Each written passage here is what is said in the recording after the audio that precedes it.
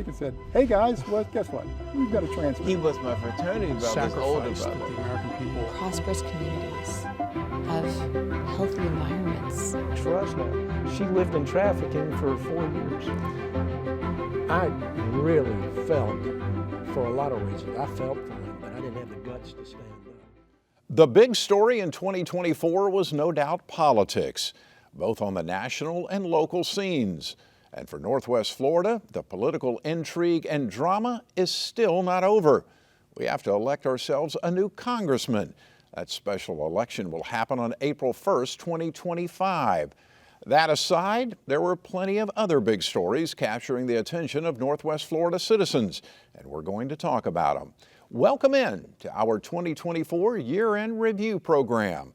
We'll look back at 2024, the newsmakers, the stories, and the personalities that made 2024 memorable. Our guests are journalists who make it their mission to to cover and report on Northwest Florida. Rick Outzen is a print and broadcast journalist and now a podcaster. He recently launched his podcast, We Don't Color on the Dog. Additionally, he owns and publishes Inweekly newspaper and the must-read Rick's blog. Lisa Nellessen Savage is the executive editor of the Pensacola News Journal and PNJ.com. Her journalism career spans over 2 decades. The fresh face on our panel this year is T.S. Strickland. He is the Morning Edition host and producer on NPR member station WUWF 88.1 FM. He is an award-winning writer whose work has been published in the Washington Post and USA Today, just to mention a few. I might add, he has also either worked for or with both Lisa and Rick. Nice to have you all here. Lisa, Rick, have you back. T.S., welcome. Nice to be here. Thank you. Obviously, politics, huge story, and I want to get into that, and we'll get deep into that. But before doing so, let me ask you, and I'll begin with you, Rick. Politics aside, what do you think was the biggest, most meaningful story for Northwest Florida? Well, I think the one that's going to have the most legs is American Magic. I think we talked a little bit about it last year, but this year they inked the deal. They have started the construction on the Center for Maritime Excellence. We've got Foiling Week coming up. We've got 2 regattas. It's going to be, we're going to be the sailing capital of the country, maybe the world. But that's the biggest story I think that it's going to keep growing for us. Yeah. Lisa, what do you think? If we remove politics from it, because I do think that was the story Sure, of 2024, I think affordable housing has just been in the forefront all year long. Homelessness kind of goes hand in hand with that. Doing a lot to try to combat it, but there's a lot of things outside our control, and it seems to just be getting more and more difficult to find affordable housing in our community. Yeah. T.S.? You know, I think a couple things spring to mind with the benefit of looking back over the whole year. First would be public education, you know, and debates over parental rights, freedom of expression. Obviously, Escambia County was at the center of a couple of very high-profile lawsuits, still is. Yeah. In addition to that, I think economic development and really kind of a philosophical debate about what that should look like in Escambia County, which we saw, manifested through debate over ST Aerospace or ST Engineering and their treatment of, some of the immigrant workers here in Pensacola, as well as OLF 8, and debate over the future of that property. Yeah.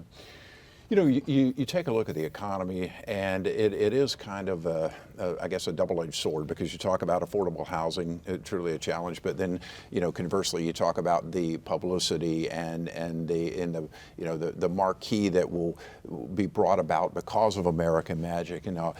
How do we as a community start to kind of manage that and think about, putting the good with the bad, so to speak? I know that's kind of an odd question, but...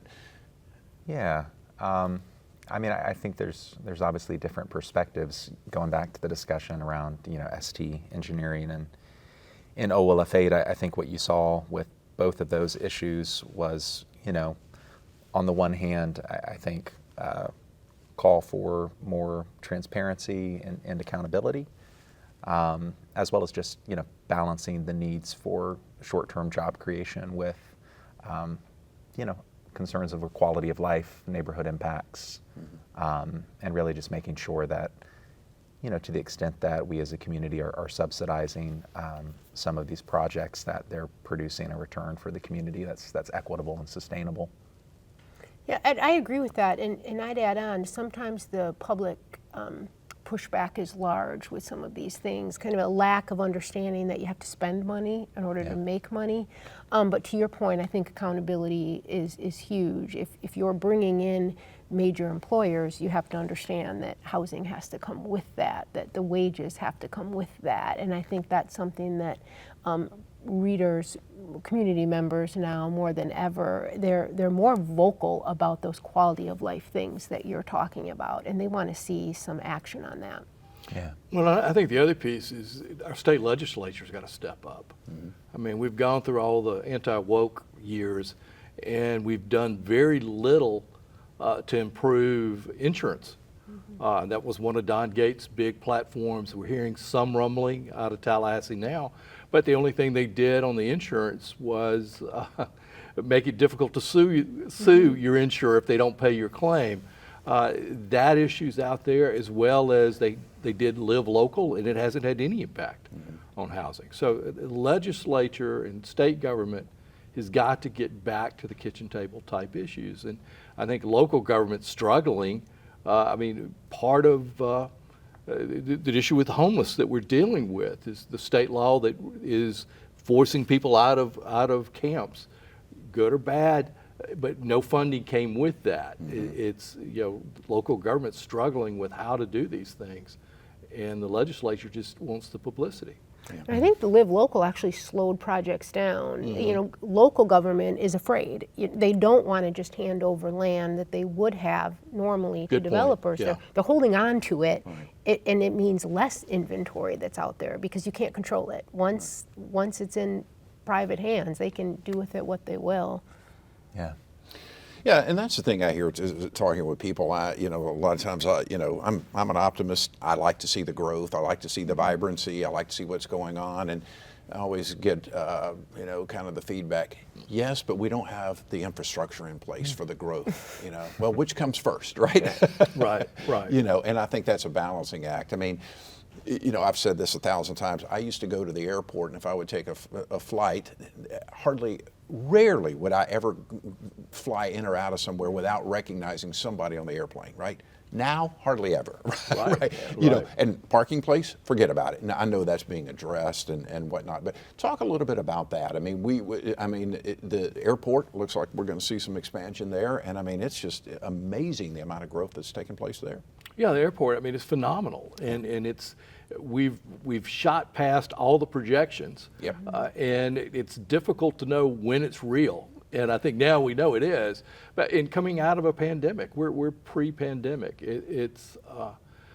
I think fortunately the way the system works is the federal government, state government realize that the growth that we need help to do this, and the airlines are going to have to help pay for it, and we as passengers. But it's hard to get ahead of the infrastructure because you don't know for sure what the growth is, and that's a challenge. And I think when we started with downtown, I remember downtown. Well, you need retail downtown, but if we didn't have anybody living downtown, so retail struggled. We built the Maritime Park. That was a big deal. But the biggest infrastructure was getting rid of ECUA, and that, even though nothing's gone on that property yet, that cleaned up the air downtown. And so I think downtown's a good example of having to kind of move on a lot of different things, not just one. You got to keep moving in a lot of different directions, and hopefully they'll meet, but usually they don't. But you have to do that. Yeah, I think the stuff happening at the airport is really exciting, but you kind of touched on something else, which is just more generally, keeping up with this kind of growth and sprawl. I thought it was really interesting that this year, you saw the Escambia County Commission taking up discussion again of concurrency. And I know there's been talk about focusing on that more in the coming year was my takeaway, which I always find to be funny because, you look back a decade ago and a lot of those things that they're talking about bringing back into the land development code, we had in the land development code. until they were stripped out back in 2014. But I think there's like two responses, right? I mean, like there's, can we impose more impact fees and, hopefully try and keep up? And there's like, can we develop in a way that's smarter and more compact, which seems to be what the city is moving towards with this overhaul of their land development code, right? Well, you look at what happened in Santa Rosa County this last year. They agreed that they would do the impact fees, but they were also doing a referendum to, for infrastructure. It failed. I mean, the community overwhelmingly said, if you give us impact fees, we will support the infrastructure, and they didn't. And now, that county is, they're set up. It's going to be scary to see what happens without that money. Well, and to be the old man, but it took forever for Escambia County to develop any land development code. They didn't want to do any planning in the 80s. It was in the state had to come back and sue the county and force them to develop a plan. They had the old DCA, and they had to submit a plan, and they did it, dragging their feet to fight it. It was a big. During the 80s and a little bit of the 90s, we were big that the property rights was such, and no one wanted to be told what they could do with their property, which is why you see a trailer park next to a house with no road or a small road. It was allowed to happen, and we paid a price for that. Well, and Pensacola is about to do it, and it's the community discussion is going to be interesting. People are going to push back. I mean, they want more density. They have to be able to change the land code to do that. And you're going to see, started. A lot. Especially like around Carpenter's Creek, they're talking about pushing for that kind of, development pattern in places that, haven't really had that, right? So I imagine, it's going to be a tough fight, for sure. The height restrictions, that's going to be the thing. Yeah. Why do you think that's such a big deal? I mean, I don't know. I think it adds some flavor to a city to have some tall buildings. What I hear a lot is we like our quaint city. We don't stop telling people, whenever we write a story about Pensacola's, number one in this or number one in that, they're like, stop telling people that. We don't want them to know. They want to keep it exactly the way it is. And I think it's hard to have that conversation, without acknowledging that issues of class and race are there too, at least sometimes. And you can debate about that. Obviously, people do debate about that. I had several months ago when this review of the land development code first was sort of announced. I'd done a story and spoken with some folks with the American Planning Association and their sort of equity and zoning project. They point to the fact that a lot of single-use zoning, really comes directly out of, segregation. And so, you can make an argument that there's a straight line there. Others would make a different argument. But I think that there's, there are legitimate concerns that people have, about wanting to preserve the character of their neighborhoods, and then there are legitimate questions about what people mean when they say the character of their neighborhood. The Pensacola strategic plan that they just launched, that is a huge part of it. All of the things you just said. I think they had 1,200 participants, which is more than Austin, Texas had when the same group did their strategic survey, and that equity in repairing some of those things that happened, back in the day was a big part of it. So as they launch those things until I believe it's 2035, the plan goes through, we'll see. You've got to be brave to push some of that stuff and stand up to the pushback. Yes. So we're 2 years in with D.C. Reeves. What kind of job do you think he's doing? Fabulous. Agreed.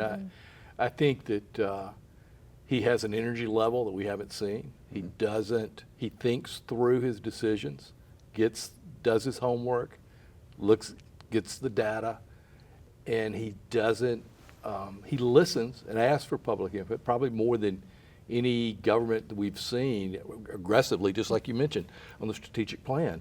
It's a lot of effort to get input.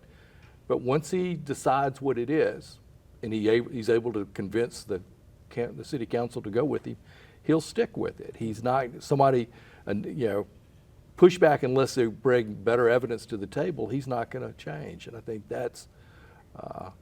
I think he's getting a little bit touchy about it, but I think which is natural. But I think that it's given us a different kind of leader, and I think this is kind of what we thought when we got a strong mayor. This is what we expected. Well, he's been able to pull along the city council. I'm Right. not aware of any real other, after that first couple of months, you see them walking in step together on different things. And I do think a lot of that, to your point, is he does the research. Right.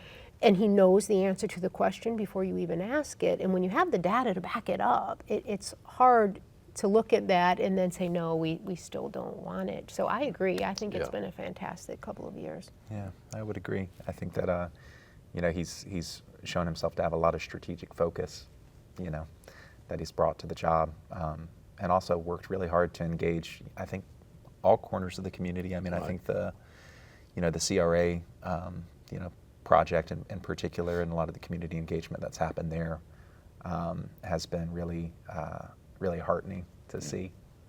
And he's been really accessible to the media. With Ashton hit in a really good time, but he was not very comfortable with the media. Grover started the press conferences, and which was great. Now, Grover wasn't always prepared when he came to a press conference and would speak off the cuff. He got better at it, and that's what happens when you do a lot of press conferences.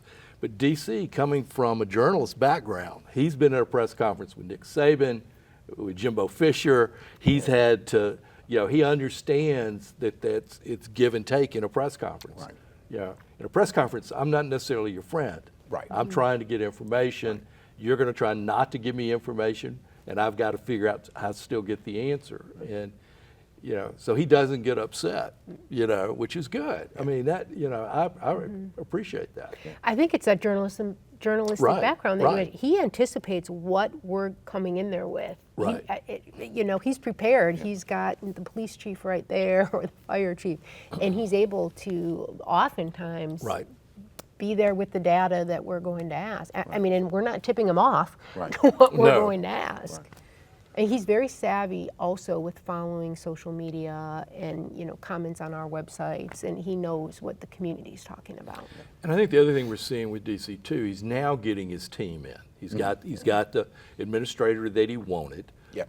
And I think that Kinsella's is still early as far as, but Kinsella's behind the scenes. That's working. He's got his own strategic communications person that is working in his favor. He didn't go in and clean house, which was tempting to do. And he's worked well with the people that he's had, but now he's starting to get his team together. Right. I'm really interested to see how that works out. Were you surprised to see the Kinsella move? No, he did his transition team. Mm-hmm. I think that I'm not so sure that Tim was, overly excited about being in an academic environment at UWF. I think it wasn't what he thought it was going to be either. So it's, military people can go really good Right. in a leadership position outside of the military, or it can be really bad. Yeah. So far, so good. He's a sharp guy. If you sit down and talk to yeah, him for a few minutes, he's very sharp, I think, thoughtful. Well, I asked DC that question when he announced it. I mean, Tim's a great guy. I mean, look what he did, at NAS Pensacola. Right. He took us through that very traumatic time. But I was confused at first. I said, what can he bring to a city government? That's two totally different genres. And DC's response was that he's used to leading departments, holding people accountable, bringing them to the table constantly, always moving the needle and being on top of that. And DC's hope was that he could step away from some of that because he would have someone always with his thumb on that needle and know what progress is being made. It's still early, but DC seems to be happy. Yeah. So next year will be the test. Yeah. When we come back a year. Yeah, that's right. That's we'll right. see. Well, great CEOs know how to make the trains run on time, and you can take a look at some of them. They may jump from one industry to another, but those leadership skills and knowing how to come up with a plan and execute that plan and hold people accountable is important. And clearly that's what Captain Kinsella, I would think brings to the table from that standpoint. Let's talk a little bit about, you mentioned Don Gates a few minutes ago. Right. Obviously, Don is back in politics. I mean, that was kind of, you were a little bit instrumental in that, right? So I get the blame. No, Don comes with, definitely, when he was in the legislature before, was a powerhouse. He was Senate president. He carries a lot of swagger in Tallahassee still. It's going to be interesting to see do old lions do well when they come back, to the den? He's in charge of the chairman of the ethics committee, and which is his strong suit. I think we needed a strong leader in the mix here because Doug Broxson going out, Doug being appropriations chair, we could not have done better in appropriations that we've gotten his time up there. So he's leaving really big shoes to fill. It's going to be interesting to see. I think Don's up to the challenge, though. He'll work hard. Yeah, that's for sure. And again, we mentioned kind of just briefly about insurance, and I know that's something he's already kind of talking about, and that's something the state of Florida is really going to have to get down to the nitty gritty and address. Yeah. I think as we move forward, and I don't know what the short answer, the easy answer is. I don't think anybody does, right? So we'll see what happens with that. We'll stay in the Gates family for a second. So talk about Matt Gaetz, and were you surprised that he resigned from the House? None of us want to say it. Okay. No, I wasn't. I think it was a ticking time bomb that, at some point something had to give. Clearly, I think, for him, when he went back, to the Capitol, and he wasn't getting the support that he had hoped he would get. I mean, you need that same support in your role as a congressman, and without that, what's the point? And there's still so many things up in the air with the ethics investigation and what will be released from that and not. I mean, it's clear they don't want it released. So I think I wasn't surprised that happened. I think I was surprised that he got nominated, or to be the Attorney General.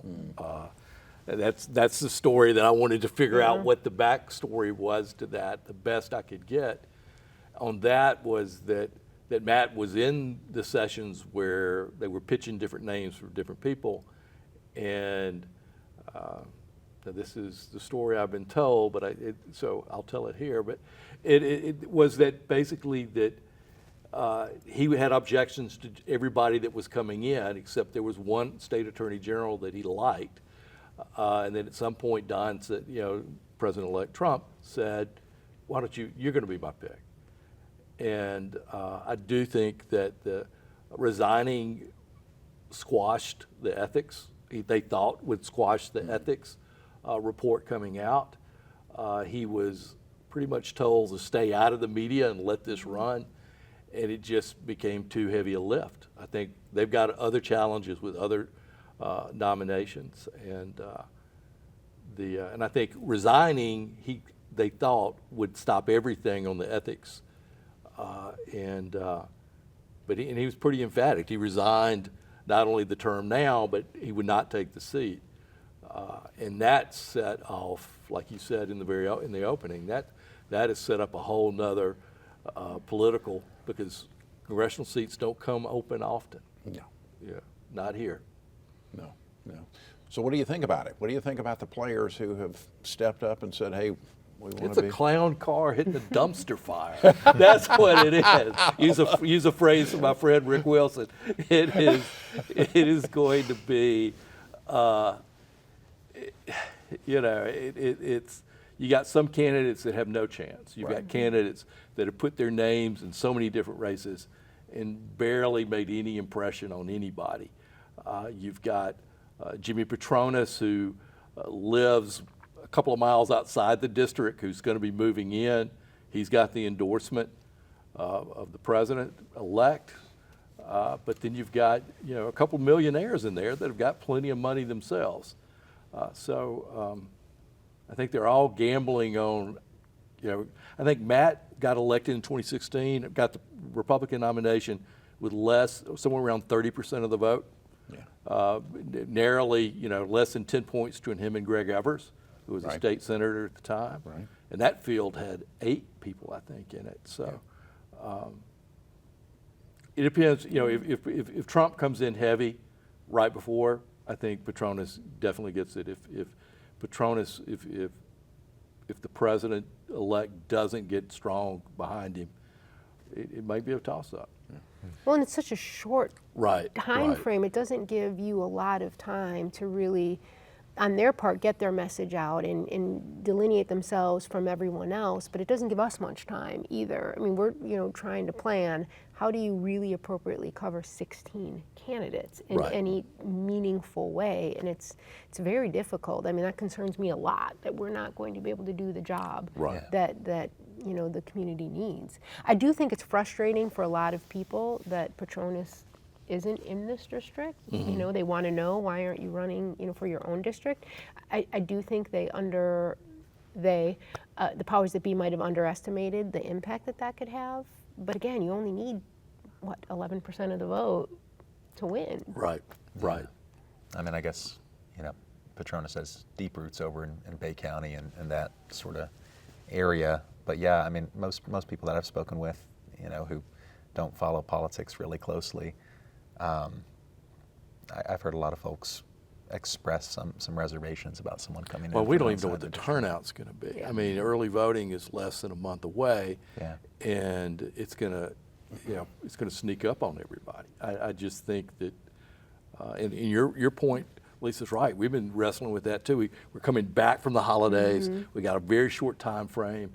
How do we keep, how do we get them to the table to think about it? And hopefully the candidates will help us do some mailers. But I think the turnout could be abysmal.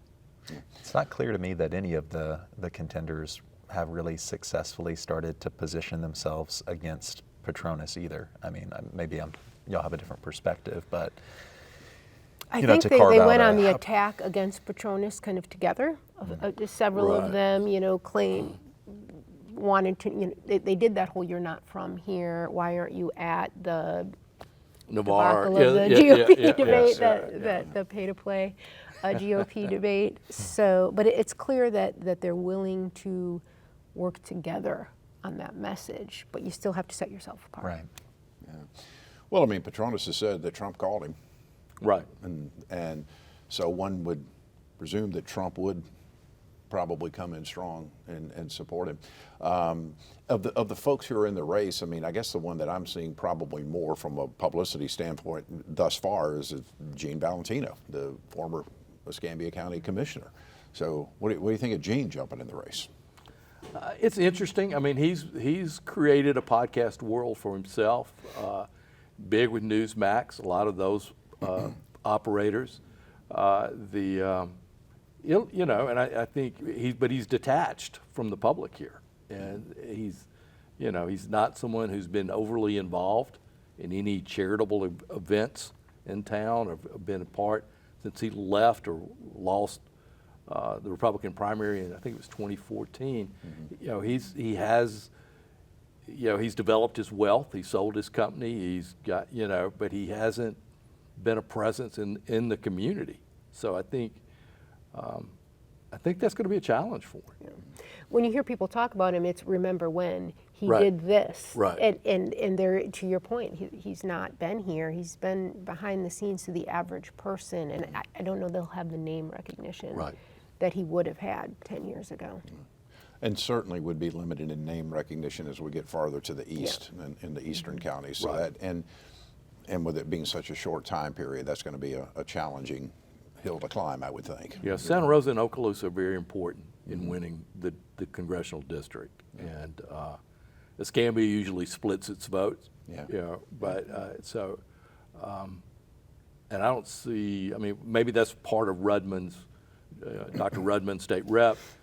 Part of his analysis, if he does such a thing, may be that he's on that border of Okaloosa and Santa Rosa, and he won Santa Rosa handily that maybe that he thinks he will have that name recognition in those two counties. It'll be interesting to see what they tell us when we start interviewing them, if they will do interviews. Yeah. Well, Rudman, were you a little surprised that he jumped in, because he's going to have to give up his state house seat, obviously? I mean, that was the thing for anyone that, I was shocked when Michelle said she was going to Salzman throw her name in, because it also would mean giving up, her current seat. So I don't know. I mean, that was the big surprise to me. I mean, he does have, Santa Rosa he won it handily. Right. He certainly did. And he has had, his practice, I believe, was in Okaloosa County. So he has some reach there as well. He might have the most name recognition besides Petronas. I have to ask myself, do we know Petronas because we're in the media? Sure. But if we were to walk up to the average person on the street, I don't know that name recognition is as big as it is in our world. And I think Rudman over here doesn't mean as much. I mean, he hasn't been that involved in this area. Michelle Salzman was interesting because she had been talking so long about running for Congress, and had talked about having $500,000 in pledges, and that she was and then. But I do think at the end, when Trump said they endorsed somebody, I think everyone had to rethink, recalibrate, Right. Is this the time to do it or not? Right. Well, and not just the candidates, but the donors. I mean, Yeah. I think that was huge. Right. She had $500,000 pledged. Did she still have $500,000 once Trump came out and endorsed Petronas? I mean, that's the part that, we don't like. It's not the way politics should work, but you have to follow the money, and there's a lot of money behind him right now. Behind Petronas. Yeah, because he had been quietly raising money for quite some time, right? For a PAC, I mean, Right. he was seen as a potential For governor. For governor, he was, and that field could narrow. I mean, because Gates was definitely considered a candidate. You've got a very young cabinet, and all of them were considered people that would be running for governor in 2 years. So Matt was definitely seen as a viable candidate, and Petronas and Moody are definitely there. So it was going to be a crowded field. So I think this narrows it down some. I mean, Jimmy's personable. He's been here a lot, but you're right. We've had so many people move into this county that it's changed. I mean, it's name recognition from 20 years ago, is, or 10 years ago for like Gene Valentino. People don't quite remember. Yeah, he was a commissioner, maybe. Yeah. Excellent point. It's not as meaningful because we have had such an influx of population and growth that if you haven't consistently had your brand out there, it's easy for people to forget. Speaking of that, some of the people who ultimately did not get in, but it was talk that they might, for example, I heard former Mayor Hayward's name mentioned some. Frank White was another one that came up. Were you kind of surprised either one of those didn't ultimately decide to give it a shot? Not once, the endorsement came down. I think Frank, it seems like he was playing his cards very close to his chest. I know he had been sort of talked about for quite some time, but it seems like he was a lot more conservative in putting his name out there publicly early than other folks. Well, he's put it out and withdrawn it, enough times, I think, that it was hard to take him seriously. I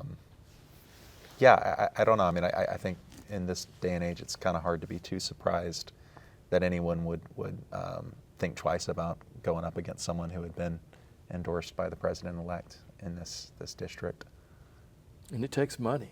And you mentioned with Michelle, a state rep can raise money pretty quickly as long as they're in office, but people don't necessarily want to give money to a candidate running for Congress.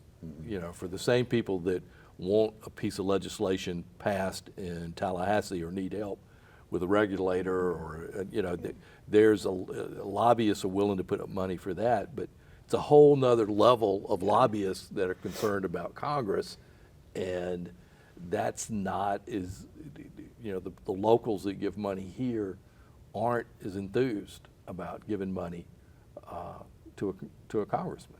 Yeah.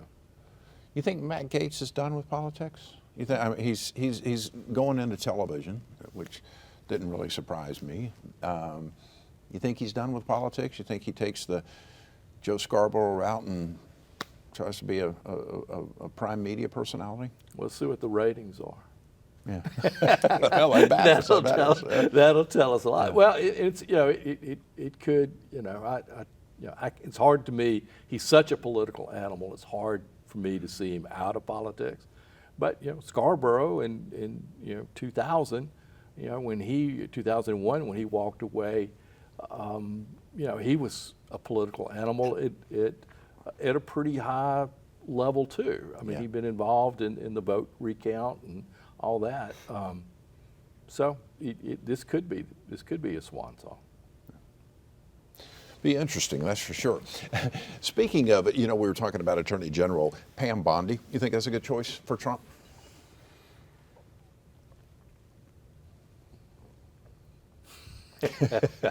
I've been amazed at how many Florida people are getting appointments. It's like it's like he looks in the dining room and says, "Okay, you're gonna." It's amazing. I wrote a column about it because DeSantis ran on we're going to make the country Florida. We're going to make the U.S. Florida, and that was sort of his message. He played poorly. He never got out of never won a primary. But here, we're going to be. I mean, Florida is going to be in so many key positions in D.C. It's going to be. It could be good or it could be bad, but we're seeing that. I mean, we're seeing Trump has really put a lot of Floridians in high positions. Yeah. I mean, Bondi one would think, would probably have a pretty good chance of getting confirmed. I would think I would think so. Yeah, There's not any real. Yeah, I mean, I overwhelming guess, pushback. correct me if y'all think differently, but I mean, a lot of the reporting that I've seen, from folks close to her suggests that even though rhetorically she's aligned herself more with the president-elect in recent years, that she still is somebody who has a fair bit of respect for law and order. And, it seemed like a lot of the signaling was that, as opposed to maybe someone like a Matt Gaetz, that she wouldn't come in and completely upturn the apple cart. At least that's been my perception from a lot of the reporting that's come out, in the week since the announcement. Yeah. You think? Go ahead. I'm sorry. No, well, as Attorney General, Bondi was always stayed in step with Rick Scott as governor. Rick Scott was the governor when she was the Attorney General. So I assume that Pam will be similar as the U.S. Attorney General, that she will stay in step with the executive branch, with the president. So, I think we'll see that, but we don't know what that's going to be. I mean, that's the scary part. You think at any point, I mean, there's been some talk about it, if Hegseth doesn't pan out, that maybe DeSantis gets the call? Do you think that's just talk, or do you think there's some real traction there? It's hard for me to wrap my mind around knowing how contentious the relationship was during the presidential, race, and Trump doesn't forgive easily. So I was surprised in that vein. Yeah. When that name came up. I don't know if President-elect Trump has actually said it, or if it's just us in the media who've been projecting that. I think the New York Times reported that they don't think there was no real discussion about DeSantis, that maybe the Washington Post might have jumped the gun on that. But I agree with you. I guess the trade would be if his daughter-in-law got to be a U.S. senator. That might be a trade-off. That may be the bait that's being dangled. That was my next question. What are your thoughts on that? It's all transactional. It's all transactional. Where does that go? I've been hearing that for weeks. That she will be DeSantis's choice. and with that same line of thought, that then he would have an in with President-elect Trump. It's just conjecture. Yeah, I don't know. I don't know. It's going to be interesting. Who else is floating around out there? If it's not her, who else is floating around, do you think, to fill that Rubio seat? DeSantis is a possibility. I mean, it takes some, machinations would have to happen, but that's a possibility. I mean, back when Martinez resigned and Charlie Crist had an opportunity, he appointed a guy who's close to him, Lemieux, and Lemieux was supposed to step aside and then he would run, and Rubio ended up winning the seat. There was some thought that maybe Crist should have stepped down and let the lieutenant governor appoint him as the senator, and then he would have gone in as an incumbent. I think DeSantis still wants to be a presidential candidate. So what's going to keep him in the limelight the best? Mm-hmm. Yeah, good point. What about local politics? I mean, we saw, I think back, in a Escambia County Commission District 4 race. There was a bit of a crowded field there. Were you guys surprised that Ashley won that race?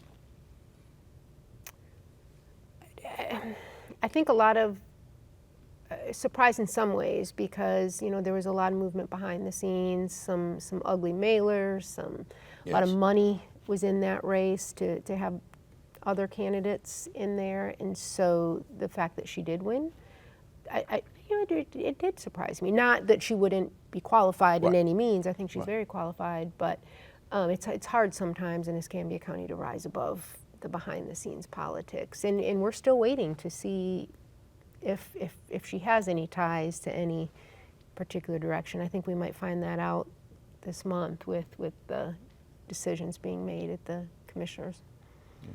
Be interesting to watch. I think what helped her is she was, of the candidates in the race, she had a definite reason why she was running. I think that she had a simple message on the things that she was going to be focused on: public safety, economy, tourism, and she tapped into, I think, and there's a very good argument that we needed a female on that board could be a really good thing to happen. And she was, had experience as an entrepreneur. I think she just tapped in at the right time. And the other candidates were good. We were not going to be in bad shape in District 4, but I think she tapped into that need of people wanting to see a change and seeing maybe we got too many males here. Let's look at doing something a little bit different. And I think that all tapped into it. Now the question is, can this commission work? And we watched them go past midnight just a week ago, spent a whole day talking about OLF8, and nobody could come up with 3 votes. And that takes time. I mean, you've got to be able. You don't negotiate. Everything's in public like it should be. So they have to weigh everybody and listen, and they've got to be able to learn how to persuade each other in the sunshine meeting. And that made for a very long meeting. Yeah. And one of our best read stories of the year, which surprised me, because typically the government stories, they do well, but they don't go viral, was the after the election. And I think our headline was something like earthquake, because it was. I mean, we are going to see a completely different Board of County Commissioners right now, with Jeff Bergosh being out and Stroberger coming in, combined with Ashley. It's going to take a while for them to figure out how to work together, but I think it absolutely disrupted the last few years. I think there's, District 4 kind of is the linchpin right now, right, in terms of how the balance of power on the board is likely to shake out over the long term. Well, I think it hurt them only having 4 commissioners. Yeah, I think it really did. I think that having 5, you have to get 2 votes. You're in 4, you're 4, then you still have to get 2 votes, but then a commissioner that might have some doubts on an issue might still go with the majority because he's going to need those guys for something else. And in a 5, okay, I can go, I'll work with these two on this one and still be able, it just really made it difficult. And I think DeSantis did a disservice, at least not to even put an interim in there that would be willing not to take the office. I think it really hurt their effectiveness this last year, and I think it, you know, and I think that was part of what we were seeing with Stroberger's campaign that was so effective is, well, I mean, gosh, he realigned the district in half the district, you know, where people didn't want to vote for him to begin with, so he put himself in a bad spot. But 4 commissioners was difficult, and they didn't operate as well as they could have. Yeah. Well, Santa Rosa County, James Calkins lost the race over there. He was, I guess for lack of a better description, relatively high profile, shall we say. I think he had people who loved him and also not so much. Were you surprised that, I guess he finished 3rd when it was all said and done in the Republican primary, if I remember correctly? I wasn't surprised at all. It had gotten very contentious. Very little work was being done. I mean, you had other commissioners who were leaving the meetings because the majority of their time was being spent on things that had absolutely nothing to do with Santa Rosa County. And I think, you know, you can only do that for so long, particularly when you have candidates who have the same political viewpoints, but less contentious, less national topics versus local. So I think they thought, Sam Parker was a big surprise in many ways, that the board shook up more than they thought it would, but so far that it seems to be a calming, I want to say breath of fresh air, but they're normal meetings again. I mean, at one point I had actually, you know, made the comment to one of my editors that you almost have to give combat pay to the reporters who have to cover these meetings because they were ugly. They were just vicious. And, you know, and that spurs community members then to stand up, and you'd have hours of that, and it had gotten pretty contentious over there. So. And Milton City Council, I mean, that was Same. a real that was shocking. bloodbath as well. Yeah, that flipped entirely.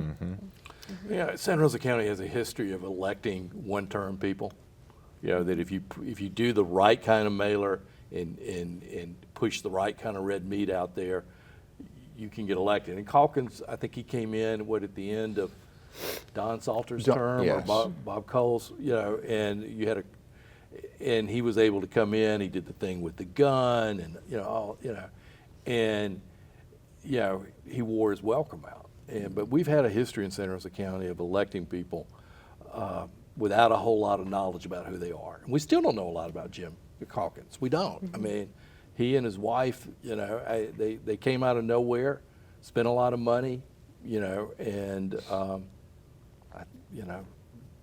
no one's going to even think think I think they moved. Yeah, that's what I hear too. Yeah. You know. Oh, okay. They found a new place to be unknowns and started. Yeah.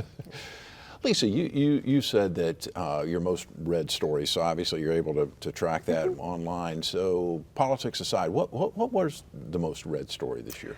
You know, we did a presentation for the chamber, and I was looking at that. Dr. Ben Brown, probably the allegations around that incident. He was arrested eventually for, I believe I don't want to misspeak, but I believe it was like a manslaughter charge. When his wife passed away, he was performing some procedures on her when she started seizing and later died at the hospital. That story, probably among the largest that we had. Anything with Pam Childers, that was a big story. People, you know, wanted to know what was happening in that regard. Those are the two biggies that stood apart. I mean, there was like a cliff after those two, right. And then Escambia County. Crime typically does really well. It didn't. You know, I was impressed that people were going after, you know, meaty journalism stories versus the low-hanging fruit this year. Rick, what kind of response? What do you think the biggest stories from? Because you're kind of on several platforms. Yeah, I think the one that got a lot of attention while it was going on and unfolding was the Bruce Childers and Robert Bender. Could Bruce get his way on the on the ballot? That got a lot of attention. Because it all had a lot of melodrama, and where was the laptop, and why did a car blow up, and had a lot of tangent stories to it. That was huge. The other two that were ones that weren't big stories, but they got a lot of traffic on the blog, was the Wahoo's giving away Taylor Swift tickets, and the story that we got that Hobby Lobby was closing, that someone had bought it, a church had bought it, and we verified the story, but then the seller, the buyer came back and says, no, they've got a long-term lease, they're going to be staying, That got, it's one of those stories where the story and the correction were huge. But the Taylor Swift, just the idea of Joe Zarzar giving away tickets. It just every time we posted anything on that on the blog, it was big. So. The one I forgot, parking. Our parking stories and the changes that were happening there, not just in terms of sheer page views, but the engagement with the stories, the commentary, the amount of time they spent absorbing it. We did some videos on how to use the app, how to download the app, and those videos got incredible amount of traffic. I agree with that. TS, what about WWF? I did not look this morning, but I can say, over the last year, there are always odd stories that get a lot of traction that you don't expect. But I think the Gates drama, the stories that we ran about that, got a lot of traffic. Also the school, the book removal, the lawsuits, anything related to that. Our listeners and readers really follow that closely and respond to that. You guys tell me a little bit about the media business today, particularly the local media business. I know, Rick, you've started your own podcast. You were doing the radio thing, and that was a national change on behalf of Cumulus. But talk a little bit about the industry. Well, I think we're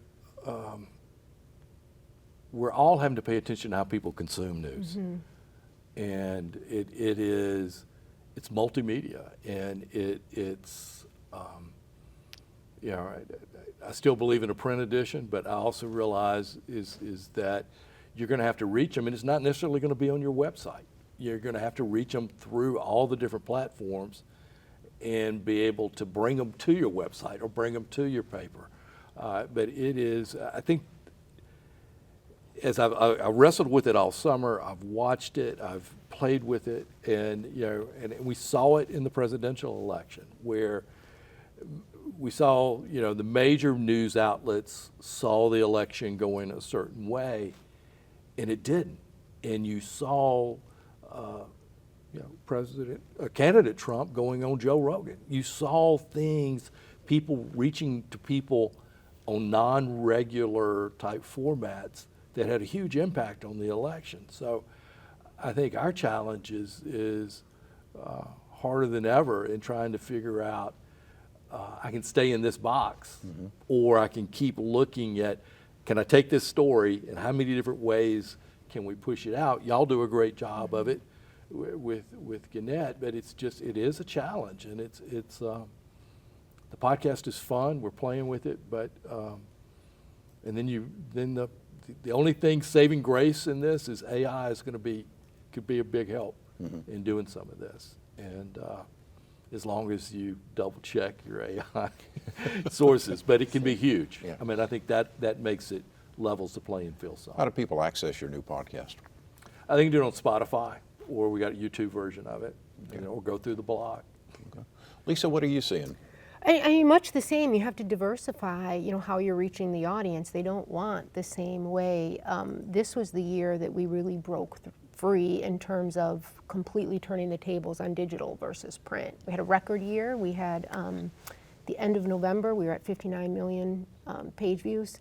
By then, it's been a fantastic year, but it's that constant fight for us with the Googles of the world, the Facebook of the world. AI is actually a detriment for us because they're taking our content, scraping it, and using it in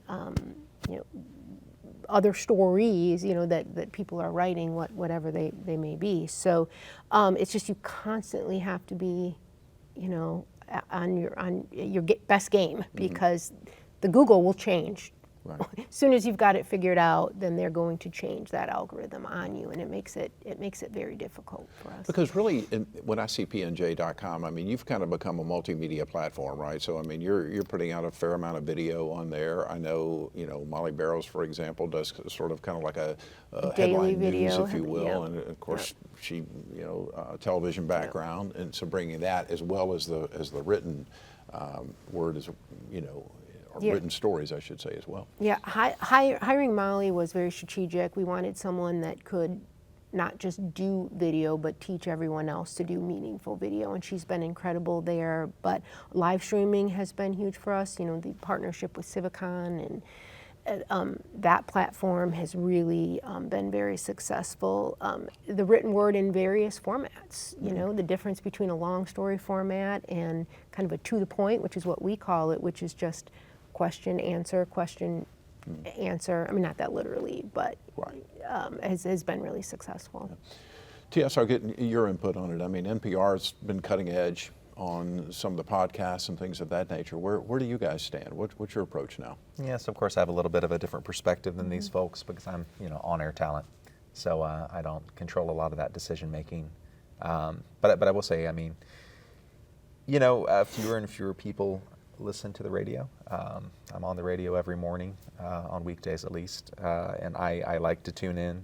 I like the immediacy of live radio. But a lot of people, even in my age group, most of my social circle in my age group are big NPR fans, but most of them don't listen to me on the radio. They tune into their favorite podcasts on their phone. Right. So I think there's been a lot of discussion certainly about that and about trying to reach new audiences and build relationships there, because I don't have to tell you, public media, a lot of our funding comes from members. We're fortunate to have a really engaged membership base, but you've always got to be bringing in new members, and that means you don't only have to get them to listen, you have to get them to build enough of a relationship with you that they actually want to reach into the pocket every month and give you some money. So in the coming year, we're talking about doing some more longer form podcasts, those kinds of things. But I think we've been a little bit late adopting that, but that's the sort of stuff that we spend time talking about. It's an interesting world, no doubt. And, just like you said, radio, same thing with television. We get a lot of hits, from the, what we put on either the PBS video app or YouTube. That being said, thank you so very much. I appreciate you guys coming in as always. No, Thank you. Rick Outzen, Nellessen Savage, T.S. Strickland, thank you for joining us and kind of being in the new face on the program this time around. Thanks for having me. I enjoyed it. You bet. And as I mentioned, you can see this program on the PBS Video app and also on YouTube. I'm Jeff Weeks. Thank you so very much for watching. Hope you enjoyed the program. Take wonderful care of yourself, and we'll see you soon.